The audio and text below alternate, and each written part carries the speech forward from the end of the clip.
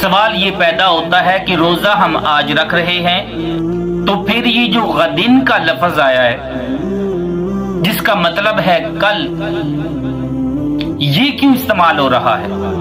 کیا واقعی یہ الفاظ درست ہیں یا پھر ہم یہ غلط دعا پڑھ رہے ہیں؟ یہاں اصل بات عربی زبان کے اصول اور زمان و مکان کے فرق کو سمجھنے کی بات ہے۔ غدن کا مطلب صرف کل نہیں ہوتا۔ عام طور پر عربی زبان میں